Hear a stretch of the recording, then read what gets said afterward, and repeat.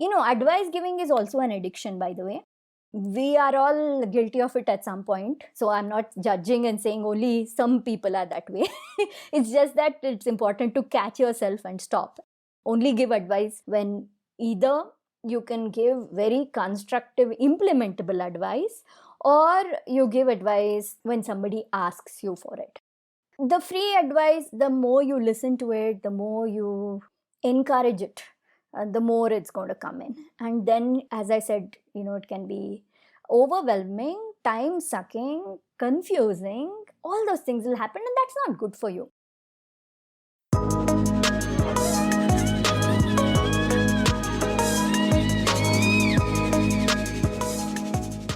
Hello, hello, hello. Welcome back to the Feel Good Factor. I'm Susmita Veganosaurus, and I'm so glad you could join me here today.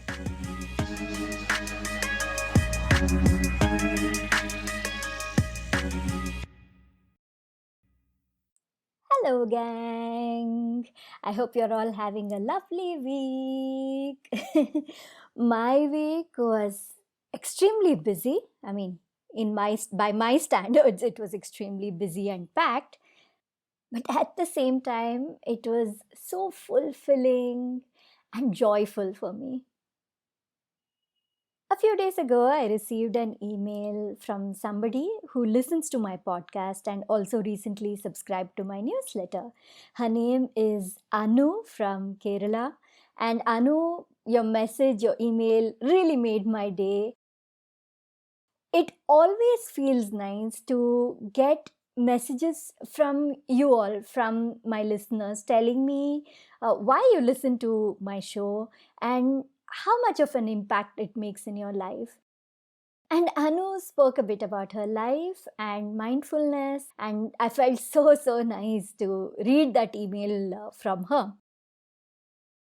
On the same day, I had sent out my newsletter to my Feel Good tribe. I told you about the newsletter in my last episode, and that's when Anu found out about it and subscribed to it.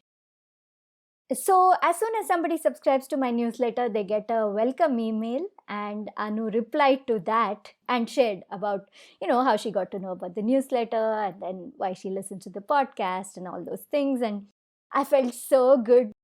Just that morning, I had sent out November's Feel Good Tribe newsletter, and soon after that, I got this message, and it made me feel like, yes, all this work, all this love that I put in, it's so totally worth it. It makes me so joyful when the message reaches the right people.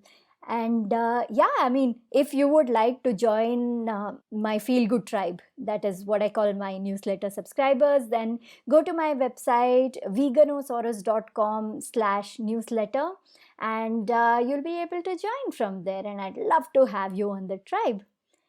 Apart from Anu's message and then sending out my newsletter, I also got to coach a couple of lovely ladies who want to start a vegan business. It feels so nice to be able to talk to people and guide people and share information, that things that I have learned over the years, and then share it with them to make their lives smoother and easier. That was a jam-packed call, and it was deeply fulfilling. I always feel great at the end of a coaching call or a workshop, because teaching just lights me up from within and I can feel it. It's not even during the call, it's what I feel after I'm done. Once the workshop or the call or the session is over, when I just sit down to take those few moments and connect with the universe and just slow down and wind down and share my gratitude for a successful session, at that point of time, there's this high vibrational energy that I have feeling inside me, and it fills me up with so much inspiration, so much motivation to just keep doing all the work that I do, because it's making some kind of a difference in the world. I'm so grateful to all of you, who listen to the show or who are on my newsletter or whoever has booked calls with me or attended my courses, workshops, any of them. and for keeping in touch, for sharing your experience with me. I feel so grateful to each and every one of you. So, thank you so much for that. I'll get into today's episode. But before that, I just wanted to share my gratitude and my love with all of you. So, today we continue on to the fifth episode of keeping your customers delighted while also maintaining your own sanity and joy. In today's episode, I'd like to talk about how you can deal efficiently and also peacefully with suggestions, feedback, and reviews, and how to communicate well with your customers. So, I want to begin with suggestions. Now, suggestions are things which people who might be your customers or who might not even be your customers, just people surrounding you, your family, friends, anybody who's just watching your business from afar. Suggestions are things that may come from them. Okay, suggestions are well intentioned.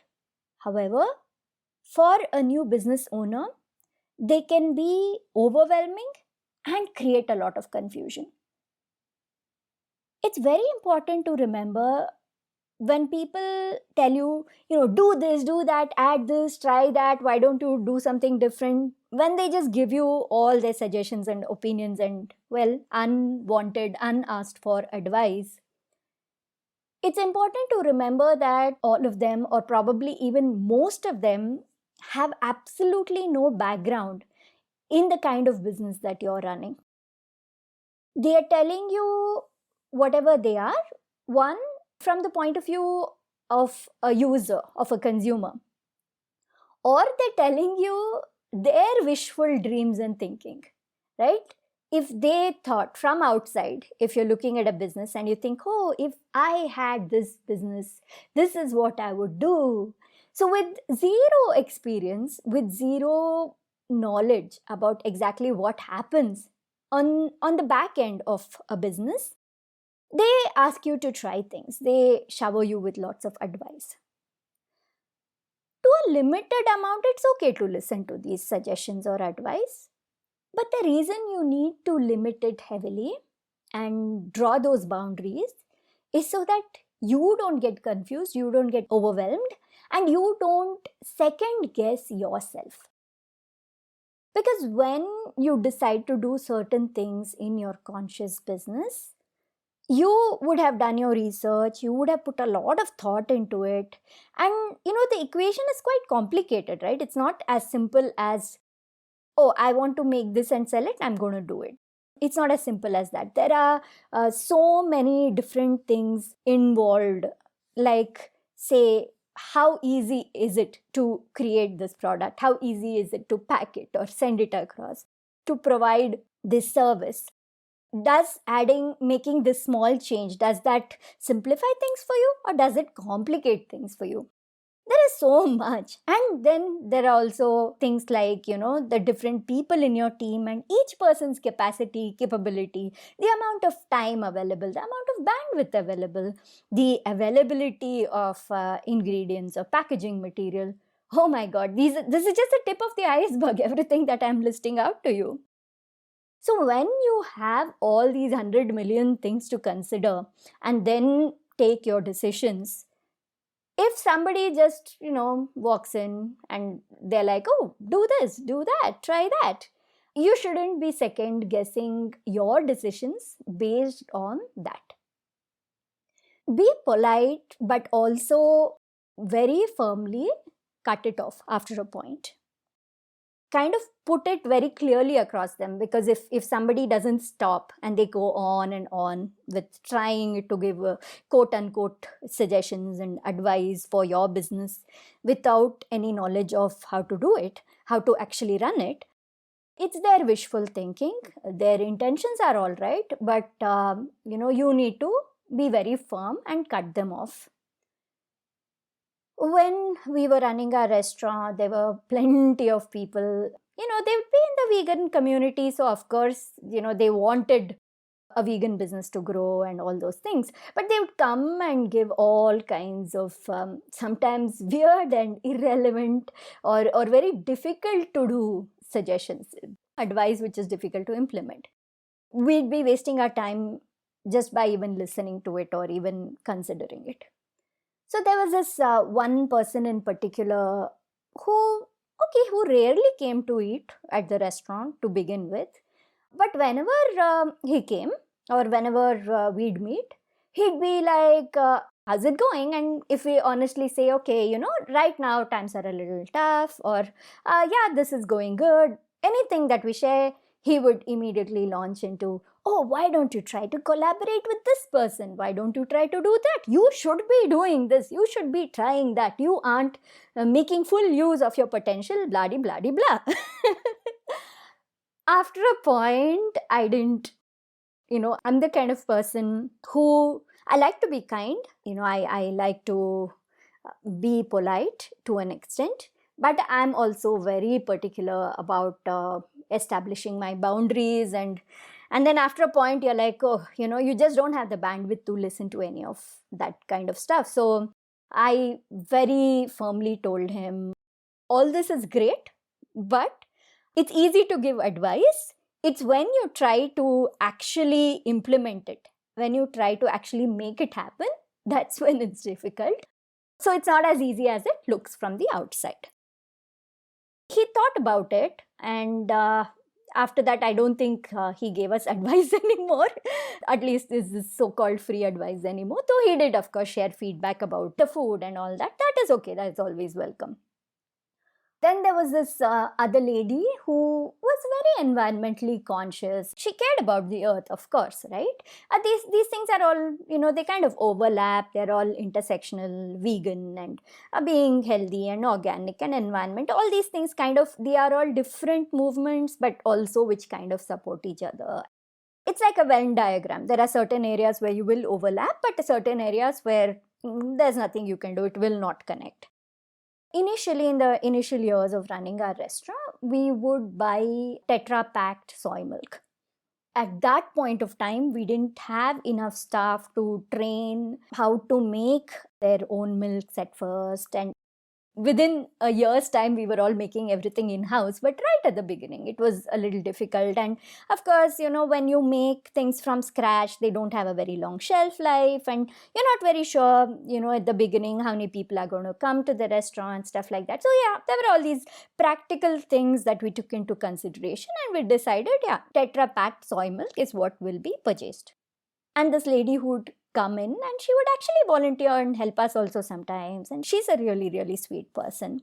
But she one day got into a thing about, all these Tetra Pak things, and you shouldn't throw it with the other trash, and you should do this and do that, blah, blah, blah.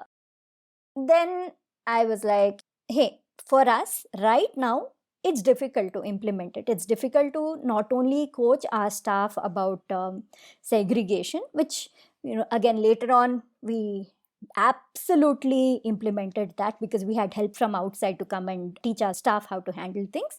But in those initial years, it was not the topmost thing on our mind when we were trying to run a vegan restaurant. Very first vegan restaurant in the whole of the country. We were trying to run this.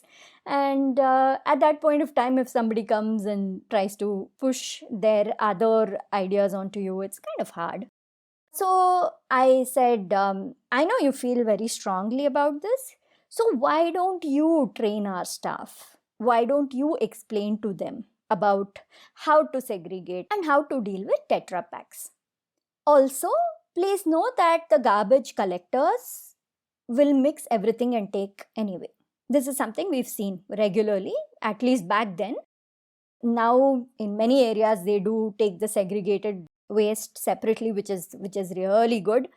But back then, they didn't care. Whatever work we put into it, they would still dump everything together and go.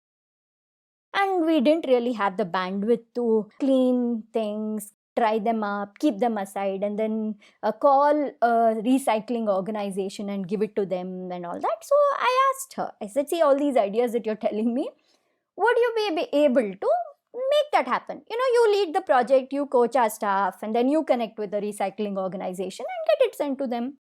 And she immediately like stepped back. And she's like, no, you can't tell me to do all these things. I'm just telling you what should be done. So I said, hey, we don't have the bandwidth. But, if you can't help us, then I'd appreciate you not going on about it to us.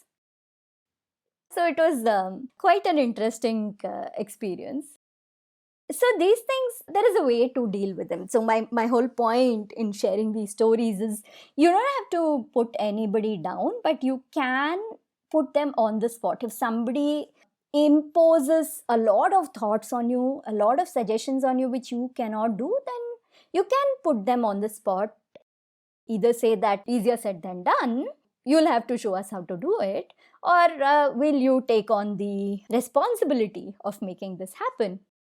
Once this happens, once you put these boundaries in place and this kind of clarity in place, the suggestions that come in, the unwarranted suggestions that come in, will kind of slowly reduce and go away. But if you listen every time politely saying, yeah, you're right, okay, then it'll never stop. Advice giving is also an addiction, by the way. We are all guilty of it at some point. So I'm not judging and saying only some people are that way. It's just that it's important to catch yourself and stop. Only give advice when either you can give very constructive, implementable advice, or you give advice when somebody asks you for it. The free advice, the more you listen to it, the more you encourage it, the more it's going to come in. And then, as I said, it can be overwhelming, time sucking, confusing. All those things will happen, and that's not good for you. Cutting it off is going to help you feel more confident about yourself, as well as the decisions that you make. And you can go inwards and follow your gut. You can, of course, do your research, because sometimes in some advice there may be some nugget of something, but without it getting to you, if it sounds somewhere doable, somewhere like, yeah, this is a good idea, let me think about how I can make this happen. If something comes to you that way, then fine, you can do a little bit of research, a little bit of digging and implement it. But if it's something you just can't do right now, don't stress about it. Don't worry yourself about it, because see, you are already running a conscious business in a world where most businesses don't really have many principles. With my vegan restaurant, I was doing this for the vegan movement, right? My business was for veganism. And not just that, we cared about people's health and well-being. We cared about many things. And we did the best we could at that point of time in terms of, reducing wastage, reducing packaging, whatever we could. We couldn't be perfect. And neither can you. Nobody can be perfect. Nobody can implement 100 things together. So you have to pick your core values and stick to them no matter what. And then all the other additional values that come by, you do what you can, or you just ignore what you can't for now, or put it in the back burner. And definitely, when suggestions come in, very firmly and politely stop the flow of these suggestions. Don't worry, this is something I've repeated multiple times in this series. Don't be so worried about upsetting people or pissing them off, because there are certain things where if you're saying it politely, if you're genuinely saying, you're not saying, oh, screw the earth, I don't care about plastic, okay, let me just use. You're not doing that, right?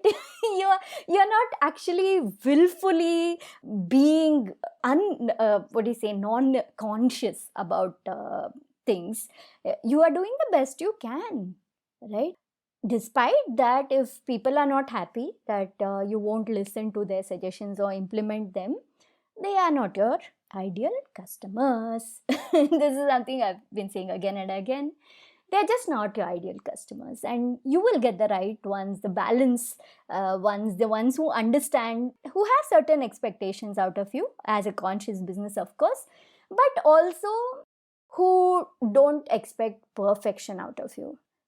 And also people who give you implementable, very easy to do, who understand your position and say, okay, if you can't do this, then how about you do this for me? Say somebody wants a zero plastic packaging, which is understandable.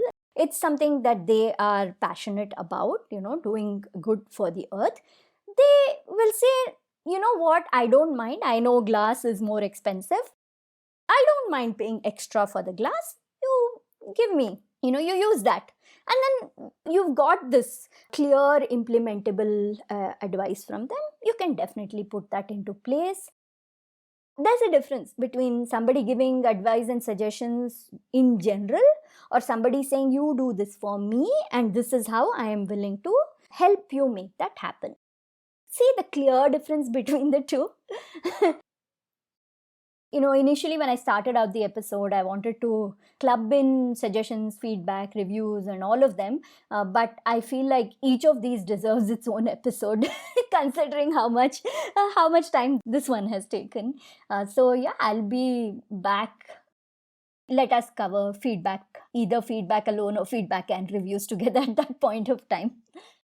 All right, I hope that message helped you, gave you some kind of a clarity and confidence in your own decisions, in your own capacity. And be obliging, but also be very particular about your boundaries and protecting your energy and your bandwidth. Talk to you again soon with another episode of keeping your customers delighted while also maintaining your own sanity and joy. And don't forget to subscribe to my newsletter, The Feel Good Tribe. The link is in the show notes. Thank you so much for listening to this episode of The Feel Good Factor. I'm Susmita Veganosaurus, and I'm looking forward to talking to you again very soon. Bye!